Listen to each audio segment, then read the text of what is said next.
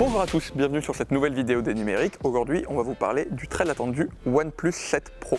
En effet, OnePlus vient d'annoncer il y a quelques temps son tout nouveau tueur de haut de gamme lors d'une conférence à Londres.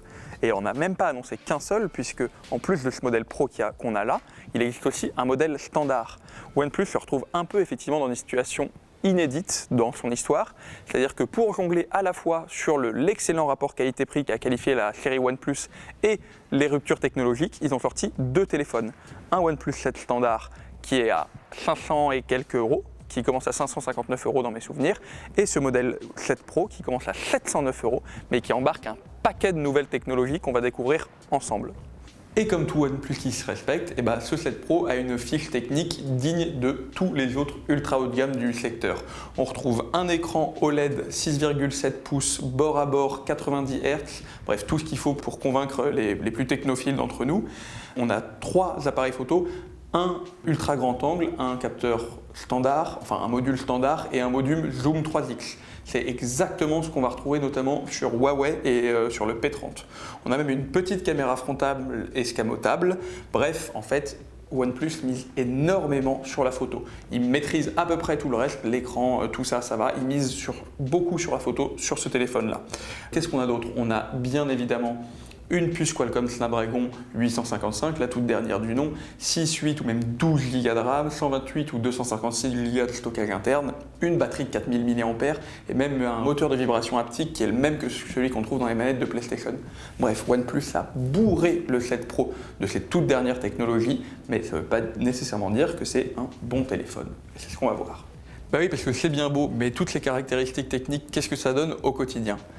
Et au moment où on tourne cette vidéo, ça fait à peu près une semaine qu'on l'utilise et on peut vous dire que ça fait un téléphone super agréable à utiliser au quotidien. Le téléphone est super bien fini, super bien construit. Une fois en main, c'est un vrai plaisir. On a un grand écran qui est certes pas utilisable à une main, mais qui est lumineux, fluide, grâce aux 90 Hz. C'est vraiment un téléphone très agréable à utiliser. En plus de ça, on a une autonomie solide. En général, moi, j'arrivais au bout d'une journée et demie, il réclamait son chargeur, mais donc je ne le rechargeais jamais tous les soirs.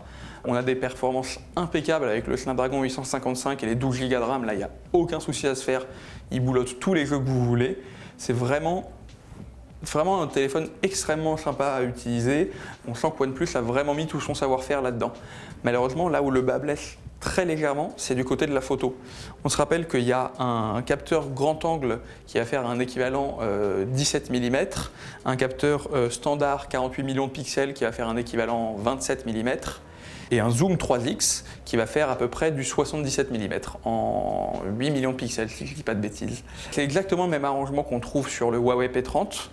Et malheureusement, le truc, c'est que OnePlus n'a pas forcément trouvé aussi bien la recette que Huawei a pu la trouver avec son P30. Quand je parle de recette, c'est pas par hasard. Le matériel du OnePlus 7 Pro est bon, mais le traitement d'image est un peu en retard par rapport à ce que propose la concurrence.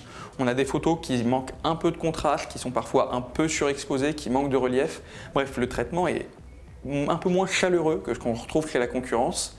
Et pour un téléphone qui mise tout sur la photo et pour des consommateurs qui de plus en plus se concentrent sur la photo, c'est difficile aujourd'hui, sur un téléphone à ce prix-là, d'accuser un petit retard comme ça en photo.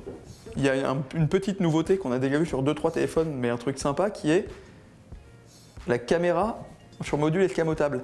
Ça, c'est pour faire en sorte qu'il y ait vraiment absolument aucune encoche pour la caméra frontale. OnePlus l'a mis dans un petit mécanisme escamotable qui monte donc de la tranche inférieure.